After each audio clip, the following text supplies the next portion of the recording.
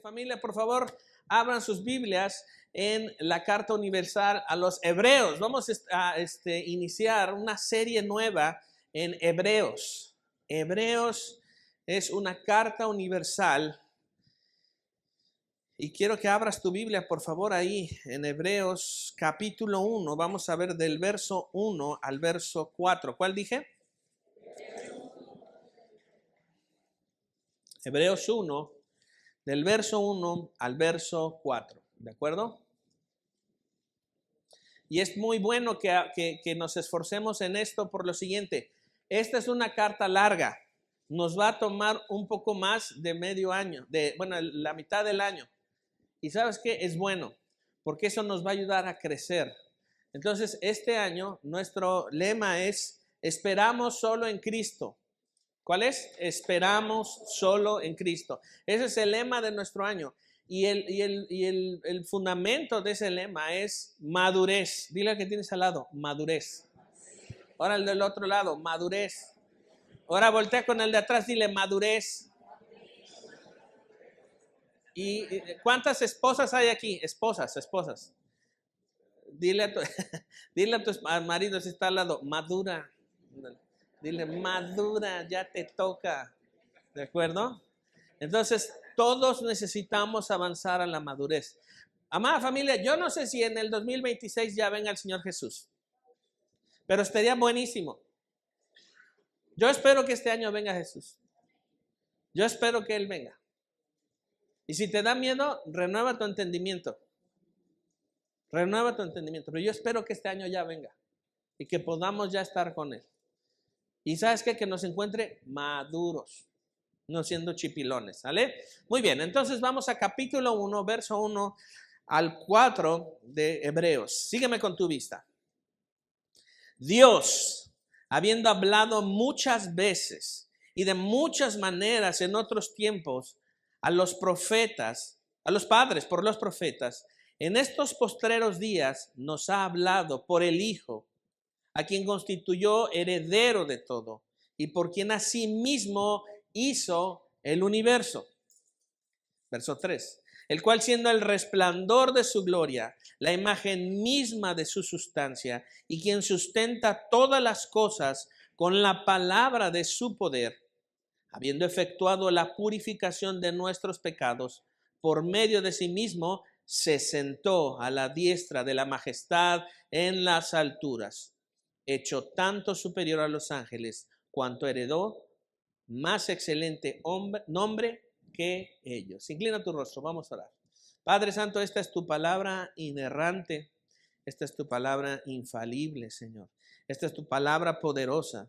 Y nosotros confiamos, Señor, en que tú, Señor, eres nuestro Dios y nuestro Padre. Nosotros confiamos en que Cristo Jesús es el heredero. Nosotros creemos que Cristo es superior a todas las cosas.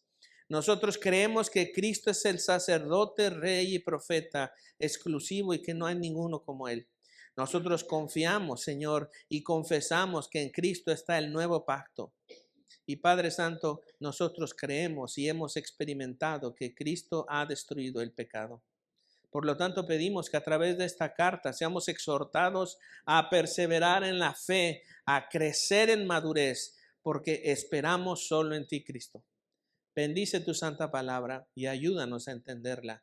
Y te pedimos esto en el nombre de Jesús. Amén y amén. Esta es una carta larga. Apunta ahí, esta es una carta larga. Esta es una carta amplia. Esta no es una carta común en el Nuevo Testamento. Y lo mejor es que esta carta está enraizada, como toda la escritura del Nuevo Testamento, en el Antiguo Testamento. En el centro de esta carta está Cristo. Esto es muy claro y muy evidente en esta carta. En todo el centro y la comunicación de esta carta, Cristo es el protagonista. Cristo es el Señor que está identificándose ahí. Hebreos tiene a Cristo como su protagonista. Ahora, una de las características de esta carta es que podemos ver quiénes son los destinatarios. Y muchas veces vamos a encontrar que no se parece a las cartas de Pablo, aunque tiene alguna estructura similar. ¿Por qué? Porque en el caso de Pablo vemos que él envía cartas a una iglesia o a personas. Por ejemplo, vemos la carta a los Corintios o vemos cartas a Timoteo, a Filemón, a Tito, que son exclusivamente a personas o a iglesias. En este caso es una carta universal, pero esa universalidad no quiere decir que no estuvo dirigida a alguien. Podemos decir que históricamente eran judíos que hablaban muy bien griego. Eran judíos de la nación judía, de israelitas, que hablaban muy bien griego, porque esta es una carta que se escribe de manera ya avanzada después de la ascensión de Cristo, más o menos entre el 50 y el 80 después de la ascensión de Cristo. Entonces podemos decir que es un documento no tan antiguo como los otros que hemos venido estudiando. Eran personas que conocían la ley y conocían los profetas. Eran personas que sabían de qué se trataba la escritura. Habían sufrido persecución. Podemos decir que ellos estuvieron en la diáspora cuando la iglesia de Jerusalén es perseguida y salen de Jerusalén a dispersarse porque la presión de Roma está sobre ellos de tal manera que ellos empiezan a sufrir persecución. Aunque no hasta el martirio, sí hay una persecución intencionada para matar a los cristianos. Algunos consideran que estos destinatarios pudieran haber estado en Italia porque en la carta se menciona Italia. Desde su autor menciona que saludos desde Italia, entonces posiblemente es que ellos estaban ahí. Otros hablan que en España, en Jerusalén y por último en Roma. Aunque no vamos a entrar en controversia, sabemos que estuvo destinada a esta carta de manera general, pero también algunos que estaban creyendo en la época de la primera persecución, sea con Nerón o el siguiente emperador que también estuvo persiguiendo a la iglesia. Ahora, otro punto de esta carta es que no sabemos quién es el autor. Y eso es interesante. Algunos piensan que es Pablo, ¿no? Un Pablo ya más maduro, ¿no? Por la forma en la que Pablo se describe a sí mismo como hebreo de hebreos, pues tendría que haber escrito un documento como esto. Sin embargo, no podemos decir que fue Pablo porque la estructura y la forma en cómo Pablo comunica siempre es similar en todas sus cartas. Pablo siempre comienza sus cartas: yo, Pablo, apóstol de Jesucristo, o Pablo y Timoteo y Silas estábamos haciendo esto. Pero aquí no hay algo así. Fíjate en el verso 1, ¿cuál es la primera palabra? Dios. Esa es la primera palabra. No está el autor diciendo yo tal. Por ejemplo, Lucas, cuando vemos tanto el Evangelio como el libro de Hechos, Lucas a sí mismo se presenta hablando a otros o a una persona en lo particular. Entonces no podemos atribuirle a Pablo esta carta. Otros dicen que fue Lucas. Y Lucas lo colocan como alguien que lo escribió de manera personal o que escuchó a Pablo decir una disertación tan larga, una predicación tan larga que se formuló Hebreos, lo cual es un poco complicado. Entonces Lucas no tiene el mismo estilo que le vemos en Hechos y en el Evangelio de Lucas, hablando y leyendo en Hebreos, entonces podríamos descartarlo. Otros dicen que fue Bernabé. ¿Se acuerdan de Bernabé? Digo, pues Bernabé pareciera que podías considerarse, pero históricamente Bernabé no escribió nada y no sabemos mucho después de que Bernabé se separa de Pablo. Entonces también comenzamos a descartarle.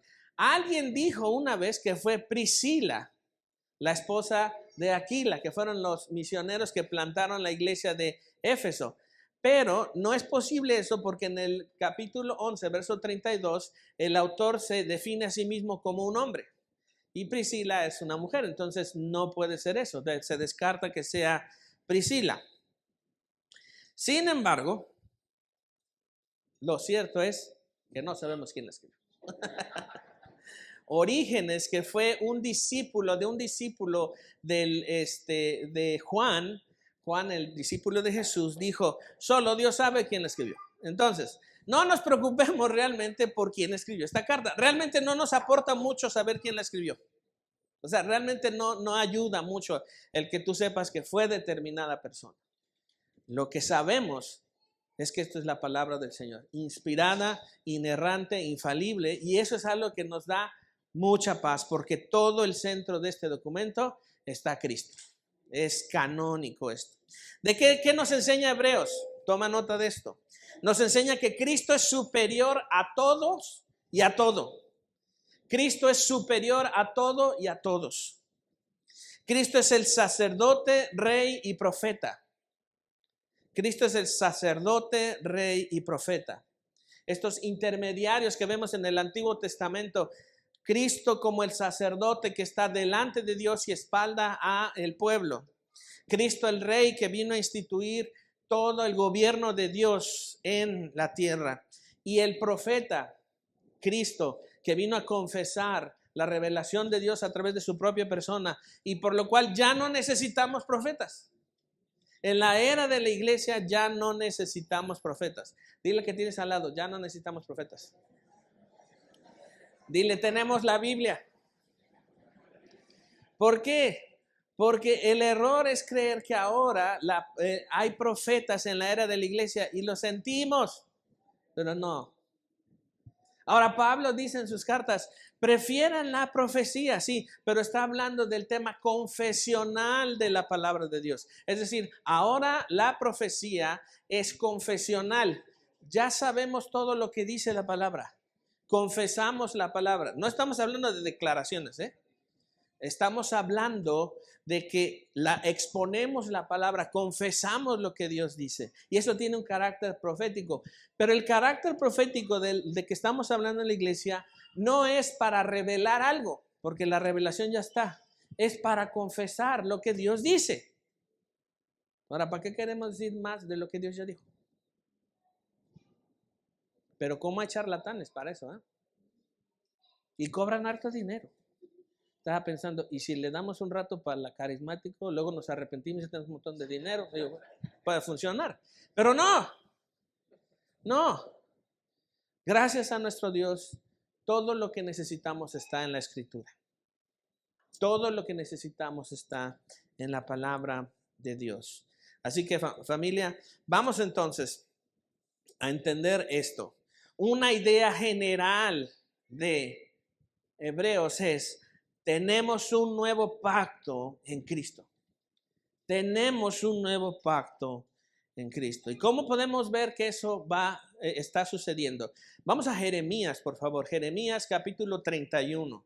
Jeremías, el documento del profeta Jeremías, capítulo 31. ¿Cuál dije?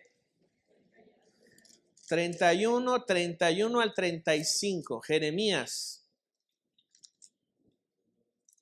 31 al 35. ¿Cuál dije? Qué bárbaro.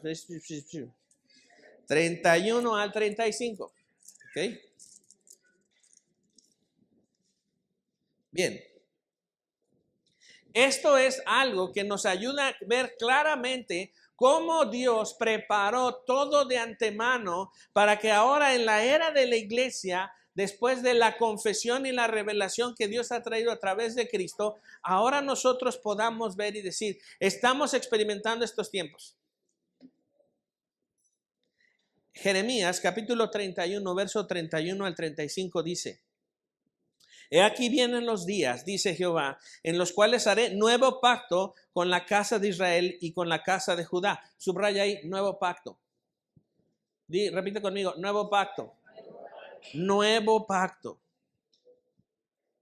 No como el pacto que hice con sus padres el día que tomé su mano para sacarlos de la tierra de Egipto, porque ellos invalidaron mi pacto, aunque fui yo un marido para ellos, dice Jehová. Pero este es el pacto que haré con la casa de Israel después de aquellos días, dice Jehová. Daré mi ley en su mente y la escribiré en su corazón, y yo seré ellos por Dios, y ellos me serán por pueblo. Entonces, ahora en la era de la iglesia somos el pueblo de Dios. Cuando vemos Efesios, que dice Pablo que la pared intermedia entre los dos pueblos, tanto el de Israel como nosotros los gentiles, ha sido quitada en Cristo Jesús, ahora Dios tiene un solo pueblo en la iglesia. Entonces, cuando nosotros entendemos eso, vemos que esto se ha cumplido. Porque ahora la ley del Señor está en nuestro corazón a través de lo que leemos en la palabra. ¿Y Dios sí o no es nuestro Dios? ¿El único Dios verdadero es tu Dios? Entonces esto tiene que ver con nosotros. Y verso 34. Y no enseñará más ninguno a su prójimo ni a ninguno a su hermano, diciendo, conoce a Jehová, porque todos me conocerán. Todos es todos, todos, no nada más el pueblo de Israel. Desde el más pequeño de ellos hasta el más grande, dice Jehová, porque perdonaré la maldad de ellos y no me acordaré más de qué. ¿Dios se acuerda de tus pecados? Pero tú sí. ¿A poco no? Entonces, ¿a quién le vas a hacer caso? ¿A ti o a él? Ah, muy bien. Así ha dicho Jehová, que da el sol para la luz del día, las leyes de la luna y las estrellas para la luz de la noche, que parte el mar y brama sus olas. Jehová de los ejércitos es su nombre. Es como que él pone su sello. Esto yo lo dije y esto ahora en la era de la iglesia se está cumpliendo. ¿Ves qué importante es eso? Todo lo que Dios dijo a través de sus profetas se ha cumplido y no hay necesidad de más nada. Solamente una profecía está por cumplirse. El regreso de nuestro Señor y todo lo que conlleva eso. ¿Estás preparado? Sí, sí. Vamos entonces otra vez a Hebreos a tomar lo que el Señor nos ha enseñado ahora. Nos va a enseñar ahora. Hebreos capítulo 1. ¿Cuál dije? Del 1 al 4. Muy bien. Mira el verso 1. Dice, Dios, esto es muy importante, porque lo primero que el autor de Hebreos está colocándonos es en el centro de toda su confesión doctrinal, teológica y pastoral, está poniendo a Dios. Amada iglesia, la iglesia en la actualidad tenemos que poner a Dios en el centro, si no vamos a tener muchas actividades de muchas cosas, de todo lo que queremos hacer, inclusive hasta cuestiones altruistas donde Dios no está. Cuidado con eso. La primera palabra de esta carta es una advertencia. Dios. En el centro de todo este documento está el Dios único. Dice, habiendo hablado muchas veces y de muchas maneras en otro tiempo a los padres por los profetas. Mira qué importante es esto. Mira qué importante es entender lo siguiente. Que Dios ha hablado. Dios habla. ¿Y sabes qué habla español? ¿Sabías que Dios se sabe todos los idiomas? Si le hablas en español te va a entender. Si le hablas en chino te va a entender. Y si le hablas cuando estás orando y te está ganando el sueño, también te entiende. También te entiende.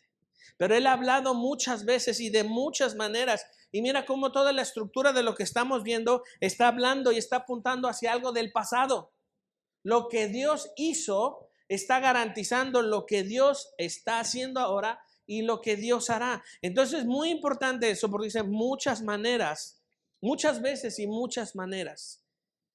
En el pasado muchas veces Dios ha hecho obras. En el pasado muchas veces Dios ha hablado. Habiendo hablado muchas veces. La forma o la palabra veces también tiene que ver con aquello que se repite, con aquello en lo que Dios ha sido constante. Entonces, muchas veces, muchas maneras. Y la palabra veces nos habla de porciones, es decir, el tiempo. La estructura del tiempo, Dios la ha dividido de tal manera que la revelación de sí mismo a través de Cristo sea congruente. Cuando tú ves en el libro de Éxodo, cuando tú ves todo el proceso que seguían los sacerdotes, que el sacerdote caminaba hacia enfrente, luego caminaba hacia atrás y luego volvía a caminar y se iba al lado derecho y luego se iba al lado izquierdo, ¿qué está haciendo? Una cruz. Y todo lo que tiene que ver con el propiciatorio, todo lo que tiene que ver con el sacrificio, todo tiene que ver con lo que Jesús es. Y entonces Dios ha dividido en porciones el tiempo de tal manera que Él se da a conocer. ¿Y sabes qué? Ha costado mucho tiempo. La inversión de tiempo que Dios hace es amplia. Por eso cuando tú ves que tu vida está avanzando es porque Dios ha cambiado tu corazón de muchas maneras y muchas veces. No eres la misma persona que del año 25. ¿Cuántas cosas Dios cambió el año pasado en tu vida? Muchísimas. ¿Las valoras? ¿Las aprecias? Pero es que, pastor, lo que pasa es que Dios ha actuado contigo de muchas maneras y muchas veces. Dios ha construido esta forma desde el Pentateuco hasta el inicio del Nuevo Testamento y hasta llegar al Apocalipsis para revelar una cosa: ¿quién es Él? A través de su Hijo. La parte confesional de Dios es: yo soy Dios y este es mi Hijo. Y esto es algo que tenemos que tener muy claro. Ahora, ¿de qué maneras Dios le habló antes a su pueblo? Lo hizo a través de visiones, símbolos, parábolas, profecías, actos gloriosos. ¿Cuántas cosas encontramos en el Antiguo Testamento que testifican el poder de Dios? Muchísimas. Por lo tanto, familia, tenemos que entender esto. El Antiguo Testamento es fundamental. No lo podemos excluir. Hay una tendencia ahora en la iglesia de excluir el Antiguo Testamento porque dicen: pues es nada más histórico. Momento. No es nada más histórico. Es doctrinal, es poderoso, es verdadero, es transformador, es la santa palabra que salió de la boca de Dios. Cuidado con pensar eso. El Antiguo Testamento no queda invalidado por el Nuevo Testamento. Se complementan. Repite conmigo: se complementan. Otra vez, se complementan. No lo quitamos, sino al contrario. Vemos que eso es la dinámica que Dios ha hecho para comunicarse con nosotros. Esta dinámica nos lleva a una fe dinámica para creer. ¿Tienes fe? ¿Para qué tienes fe? Para creer. Imagínate que no tuvieras fe y en este mundo. Si de por sí es difícil la vida, ¿a poco no? ¿Es difícil ser cristiano? ¿Cuántas veces has sentido que es difícil ser cristiano? ¿Cuántas veces es difícil vivir con tu esposa? ¿O con tu esposo? ¿O con tus hijos? Y dices: y no sabes, pastor. Ya sé, no sé. Pero ¿sabes qué? Tenemos una fe verdadera con un Dios que se ha ocupado de nosotros, que se ha revelado a este mundo por medio de su Hijo. Entonces Dios es el origen de la revelación. Escucha esto: Dios es el origen de la revelación. Por eso no necesitamos más. ¿No has escuchado a cristianos? Es que yo estaba orando que Dios me diera algo nuevo, algo fresco. Pues toma una Coca-Cola. O sea, quiero algo nuevo de Dios. ¿Qué nuevo de Dios? Ya está la palabra. Eso es, hay que callarles la boca. De verdad hay que callarles la boca. Es una tontería. Es que yo necesito una unción profética. No, tú necesitas arrepentirte e ir a la iglesia. Eso es todo, leer la Biblia, ya estuvo. Ya, o sea, ese tipo de modas que la iglesia hace se van cayendo paso a paso porque la palabra de Dios sigue triunfando. Sigue triunfando. Y sigue demostrando que Dios es la base y el sujeto de la revelación. Dios es la base y el sujeto de la revelación. Escucha esto que estoy diciendo. Ponme acá atención. Dios es la base y el sujeto de la revelación, es la fuente. ¿Necesitas más? No necesitamos más.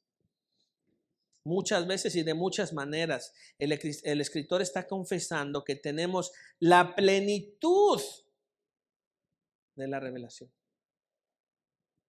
Pedro dice que ninguna profecía ha sido dada por voluntad humana, sino de parte del Señor. Tenemos un documento profético, confesional, que nos está diciendo qué es lo que es, quién es Dios y lo que Dios va a hacer. Porque siempre nos quedamos, ¿y qué va a pasar en el futuro? Y ya nos sale Netflix que llevamos adentro y creemos que todo es una película. No. Este documento es confesional y revela quién es Dios. ¿Ves la importancia de eso? ¿Estás conmigo?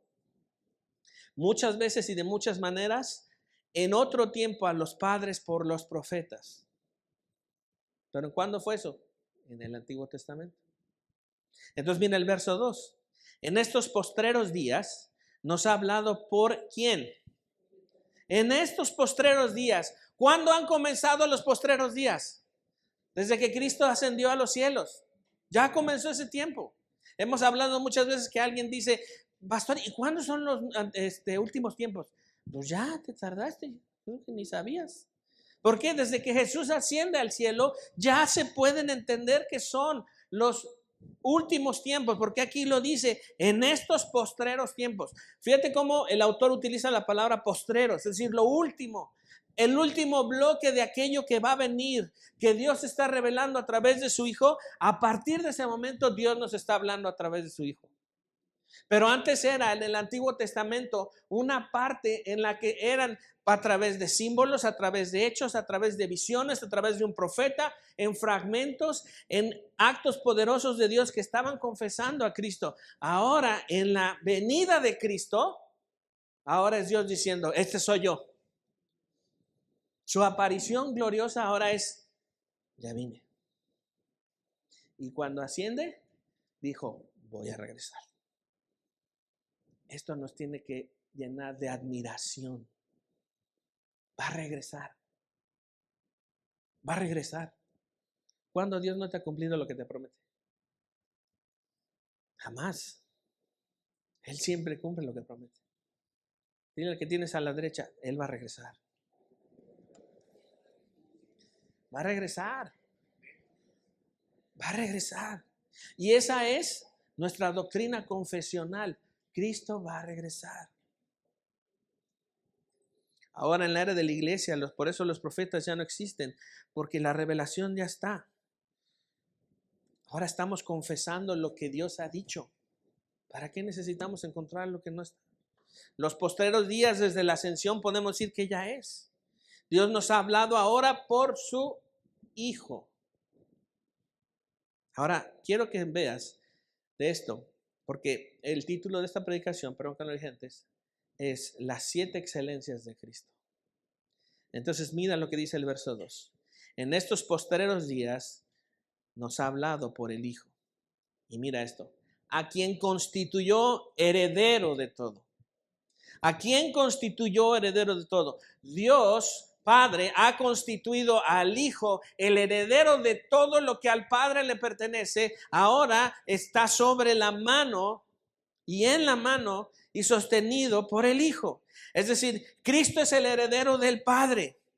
Cristo es el que por derecho de ser el único Hijo de Dios es el dueño y receptor de todo. Entonces, Cristo al hacerse hombre sufre algo que se contrae a sí mismo. Mira, esto es una locura.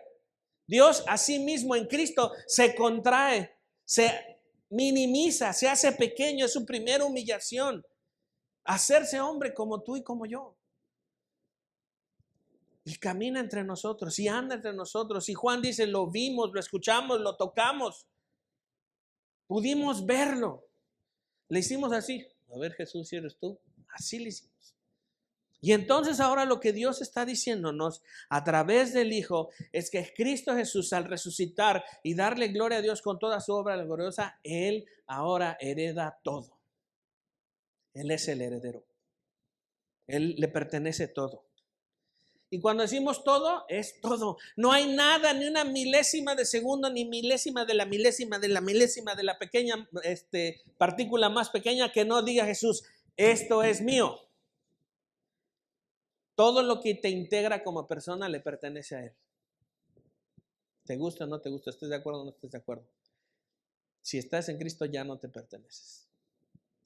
Pero si sigues pensando que tienes tu propia vida, pregúntate si le perteneces.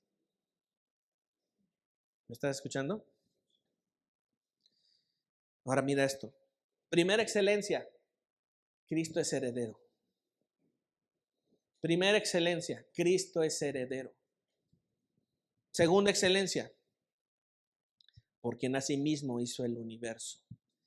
Cristo es el creador del universo. Fíjate, Cristo no es el receptor, es el creador. Ahora lo vemos sí primero como el heredero, ahora lo vemos como el creador. El motivo por el cual Dios crea el universo es Cristo. La inspiración que Dios tiene para crear el universo es Cristo. Y todo el universo está descansando en la mano de Cristo. Entonces, segunda excelencia, Cristo es el creador de lo material, de lo inmaterial, de las edades, de los tiempos, de la eternidad. Nada existe sin que Él no lo contenga. San Agustín en su gran documento de sus confesiones dice, ¿hay algo en este mundo que pueda contenerte o es que tú contienes a todo? Pues Él contiene a todo. Imagínate, ¿puede haber algo que contenga a Cristo? ¿Algo donde tú puedas meterlo? Piensa un momento en la inmensidad. ¿No han visto esas imágenes luego de cómo se ve el espacio y cómo se ven los universos y cómo se ve? Y ahora que con tu teléfono puedes hacerle así, ves a Saturno y ves una piedrita ahí y ves un ovni. Ah, ¿verdad? Todos, ya quería ver los que piensan que hay ovnis. Ahora, sí hay extraterrestres, ¿eh? Eso sí. ¿Tú sabes que hay extraterrestres? Y la Biblia dice que hay extraterrestres. ¿Quiénes son?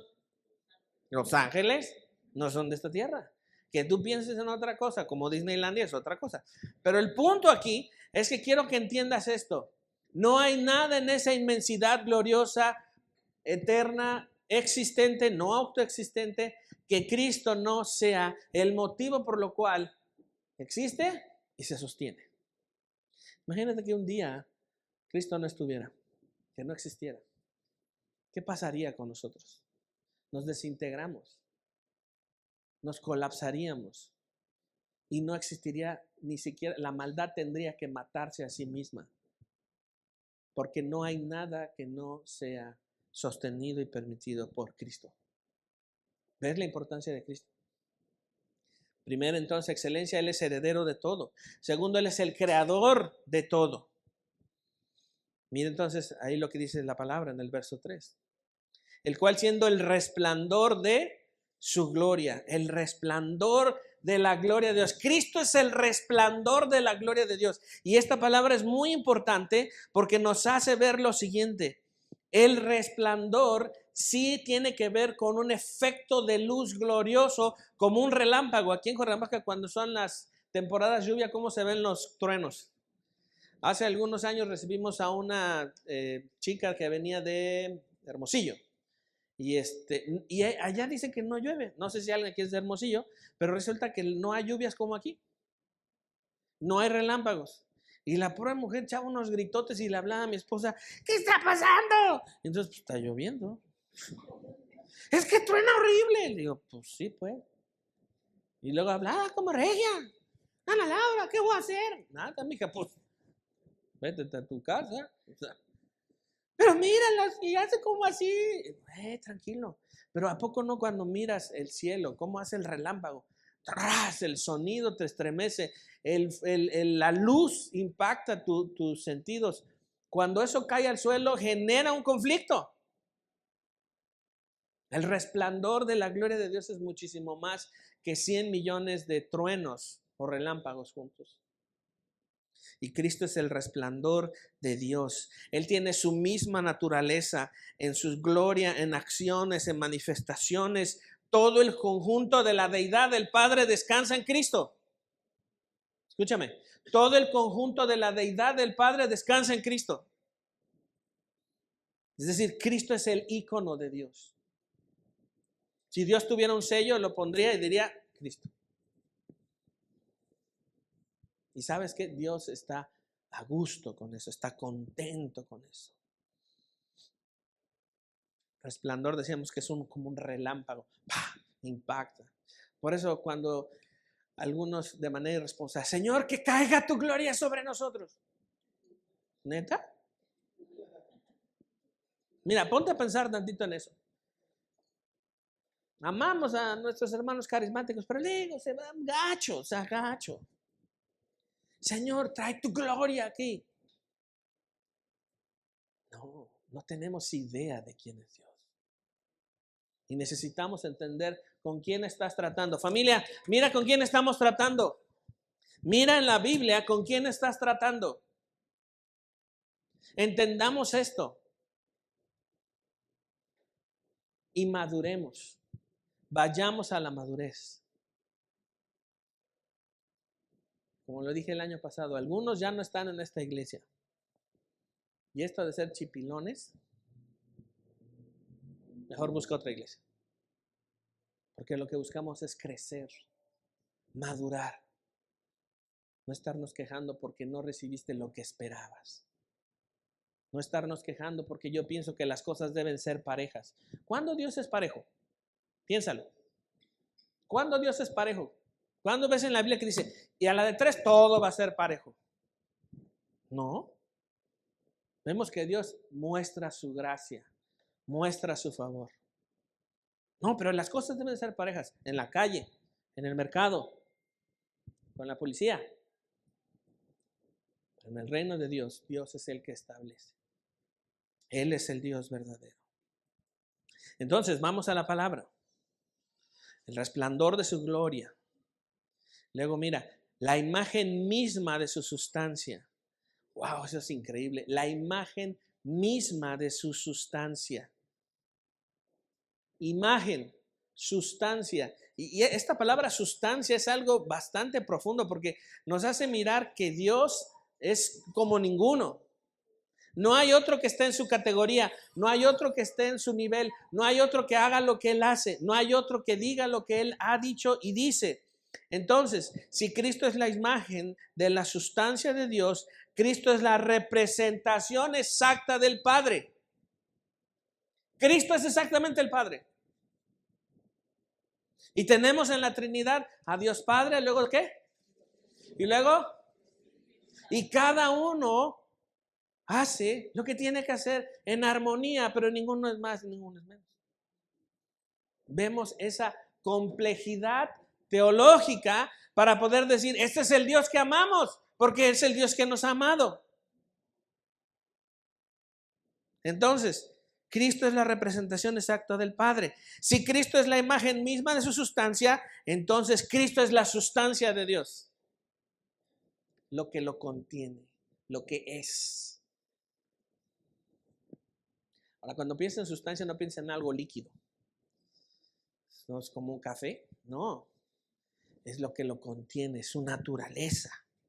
Cristo es la divina esencia de Dios mismo. Mira, escucha esto. Cristo es la divina esencia de Dios mismo. Por eso decimos que Cristo es el ícono de Dios. ¿Ves la importancia de eso? Por eso cuando vemos que Pablo defiende de manera férrea y de manera intensa a los gnósticos que creían que Jesús era como un fantasma que anduvo por ahí y que no tenía cuerpo. Pues no. Cristo fue completamente hombre, es completamente hombre y es completamente divino. Por eso nosotros podemos creer en Él. Entonces mira ahora lo que dice el verso 4. Quien sustenta todas las cosas con la palabra de su poder. Entonces hemos visto que Cristo es el heredero, el resplandor, el creador, heredero, creador, resplandor, la imagen. Y ahora vemos que Cristo es el sustentador. Lo que Cristo dice, eso hace. ¿Cómo se siente tratar con una persona que lo que dice lo cumple?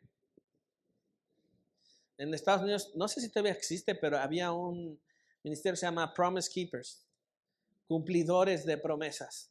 Y se dedicaba exclusivamente a hombres, a animar a que los hombres cumplieran lo que dicen, que fueran íntegros, que vivieran para Dios y en congruencia a Dios.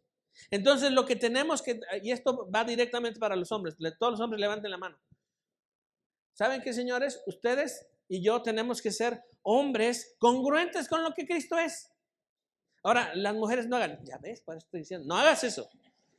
Cuidado con pensarlo en tu mente o hacerlo. Porque lo que queremos en la iglesia es que los hombres asuman el lugar de liderazgo que Dios nos ha dado. Que hagamos lo que tenemos que hacer. Y que muramos siendo como Cristo es. Porque el evangelio es para hombres. Y también para mujeres. Jesús lo que dice hace. Y hace que exista. Él lo sustenta. Él es sustentador de la vida.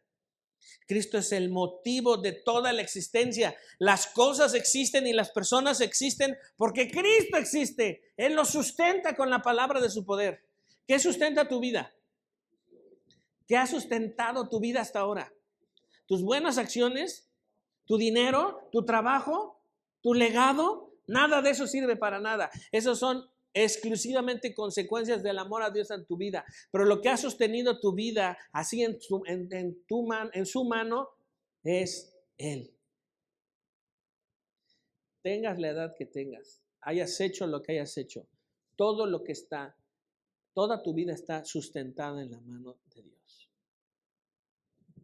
Si eso no lo entendemos, seguimos haciendo lo que queremos, eso está grave.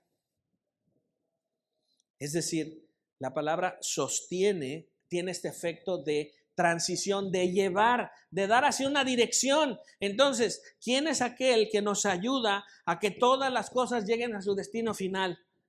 Cristo, porque Él sustenta. Entonces dile al de al lado, Cristo me sustenta. Al de al lado dile, Cristo me sustenta. Ahora al del otro lado, Cristo me sustenta. Dile, despierta, te estás durmiendo.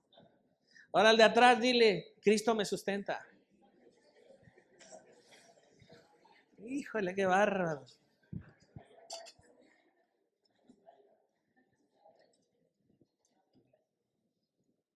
Ahora, si Cristo sustenta, ¿qué va a fallar de su plan? Pero ¿a poco no tienes preocupaciones? ¿Cuántos comenzaron en el 2026 con preocupaciones? ¿Cuántos comenzaron en el 2026 con, híjole, no sé cómo le vamos a hacer la siguiente quincena? ¿O cuántos comenzaron su 2100 diciéndole a su esposo, pues ya no hay romeritos, ya se acabaron la pierna y ya vas a tener que ponerle acción porque ya recalentado, ya nos comimos hasta la rosca, ya la pusimos a calentar, ya hicimos tortas de rosca y ya se acabó. Ya no hay nada. ¿A quién le salió el niño en la rosca? Levanta su mano. Ahí están los tamales. Gloria al Señor. Bravísimo. Tomen nota, por favor. A mí me salieron 2 en un solo día. Híjole, dije, eso sí está grave, pero bueno. Entonces, lo que quiero que veas esto. Cristo es el que va a llevar a final todas las cosas. Todo va a funcionar en el plan de Dios. ¿Entiéndeme esto? Todo va a funcionar en el plan de Dios. Entonces, si ahorita tú te sientes preocupado, preocupada, angustiada, y luego que nos encanta ser, ¿cómo se llama? Portadores de angustias y portadores de ansiedades, ¿a poco no? Ya no es un tema más que hasta de deporte. ¿Qué pasa cuando no estás ansioso? No dices, no estoy ansioso, estoy preocupado porque no tengo ansiedad. ¿Qué onda? Pero ya se ha hecho tan de nosotros eso, que ya vemos raro cuando no tenemos ansiedad. Si existiera el ángel de la guarda, dijera, no, ya te quedas, mano, la verdad, no. Pero quiero que pienses esto, si Él sustenta todas las cosas, según su plan soberano, ¿por qué te tengo que preocupar? ¿Por qué me angustia? Porque no creo en Él. Porque todavía me cuesta.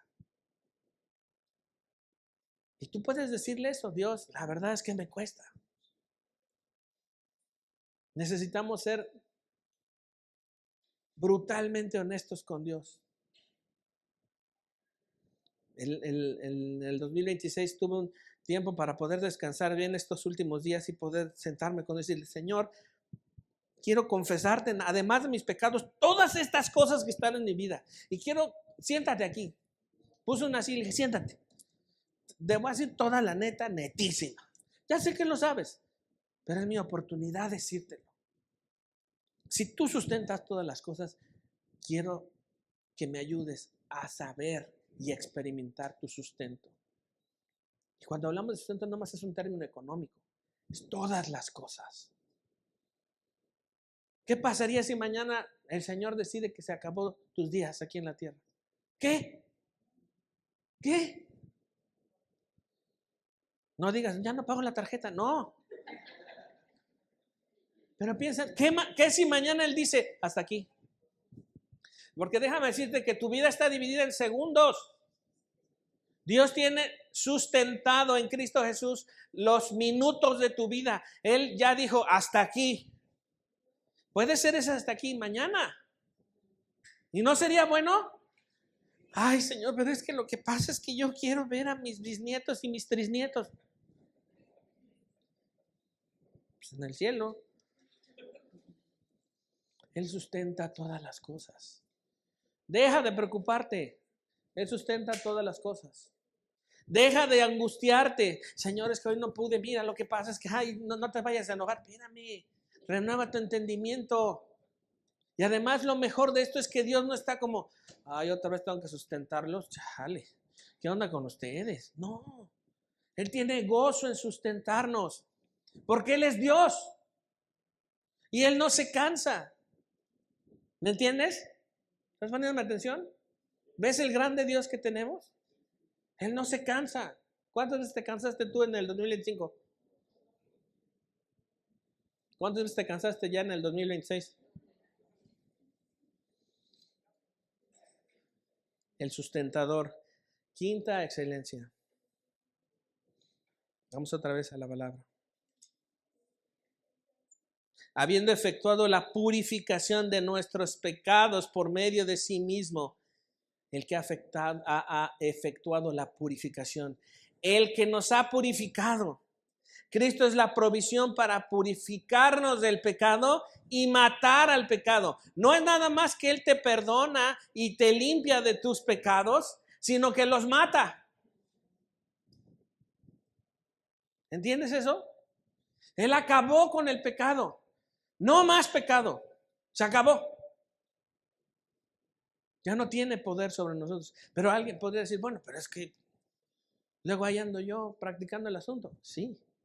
Pero ahora tú tienes que experimentar la victoria de Cristo en ti mismo, en ti misma. ¿Por qué sigo pecando? Para que experimentes el poder del Evangelio en ti. ¿Para qué puedes decir, no, hasta aquí? Órale. ¿Quién es Cristo? Que nos ha purificado. Y por último, se sentó a la diestra de la majestad en las alturas, hecho tanto superior a los ángeles, cuanto heredó más excelente nombre que ellos. Es decir, Cristo es el gobernador justo y eterno. Se sentó a la diestra, y la diestra es la derecha de Dios, el lugar de máxima autoridad otorgado por Dios, porque Dios mismo en Cristo Jesús es Dios mismo. Y es mayor que todos, mayor que los ángeles. Por eso cuando Pablo dice en Gálatas, si alguien, inclusive si un ángel, viniera a decirles otro evangelio del que les hemos predicado, sea maldito. Por eso ese asunto ahora, y sobre todo en Cuernavaca, que cómo nos encantan las modas esotéricas. No es que un ángel me habló. Mi chavo. Pues córrele, porque aquí yo quiero hablar con el mero patrón. ¿Para qué queremos hablar con un ángel? Mira, en la mayoría de las ocasiones, no en todas, pero en la mayoría de las ocasiones que leemos en la Escritura que se les aparece un ángel, dan unos gritazos y acaban todos así flameados. Y luego al papá de Juan el Bautista, hasta mudo se quedó. Bueno, por incrédulo. Pero imagínate, si el próximo domingo entran unos 5 mudos, es que vieron un ángel. ¿Quieren eso? No, queremos estar con nuestro Redentor. Queremos vivir con Él. Queremos experimentar quién es nuestro Cristo. Ahora déjame hacerte una pregunta, ponme atención acá. ¿Cristo es suficiente para ti? No pienses en la canción de estos chicos hipster que cantan Cristo es suficiente. ¿Cómo se llaman? Los de la canción de Cristo es suficiente. Ándale. No pienses en ellos. Piensa en esto. ¿Cristo es suficiente para ti? ¿Cristo es suficiente? Cristo es suficiente a tal grado que la decisión que tienes que tomar, que lo honra a Él, ¿ya te tardaste en tomarla? Lo que hemos leído es Cristo es tan suficiente como para que te deshagas de todo aquello que sabes que te está estorbando para conocerlo a Él. Cristo es suficiente para que puedas decir, voy a dejar de discutir en mi mente por aquello que deseo y que digo que merezco y simplemente voy a descansar en quién es Él. ¿O vas a seguir peleando? La mayor pelea que tenemos muchas veces es con Él. con este excelente Dios. Vamos a finalizar en Filipenses, capítulo 2, versos 9 al 11. Filipenses, la carta de los felices.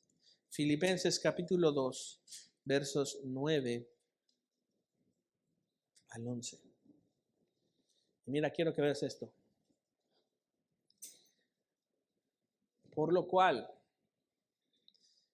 Dios también lo exaltó hasta lo sumo, al lugar donde nadie es merecedor ni nadie puede alcanzar. Hasta ahí Dios lo llevó. Le dio un nombre que es sobre todo nombre. Le dio un nombre que es sobre todo nombre. No hay ningún otro que tenga un nombre como el nombre de nuestro Cristo.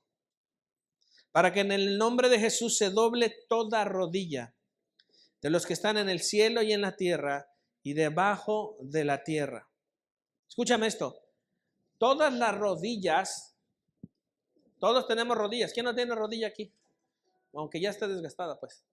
¿Quién no tiene? Todos tenemos rodillas aquí, ¿no? Bueno, la rodilla tiene el efecto de movilidad. Pero el hecho de que se doblen las rodillas es señal de rendición. Y aquí la Biblia confiesa que todas las rodillas se van a doblar. No nada más las humanas, sino los seres inmateriales que no podemos ver.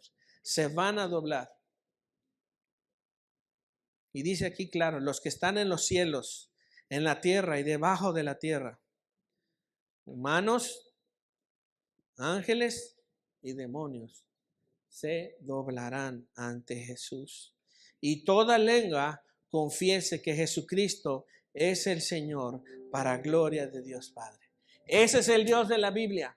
Ese es el Dios en el que vamos a confiar en el 2026, diciéndole, esperamos en ti, Jesús. Confiamos en ti. En medio de todo lo que has experimentado en el 25, hoy en el 26 tienes que confiar en Él.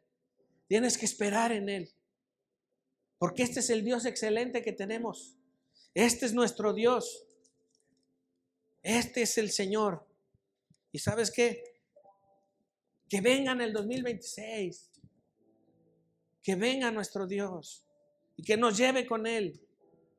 Y que pronto nuestras rodillas se doblen.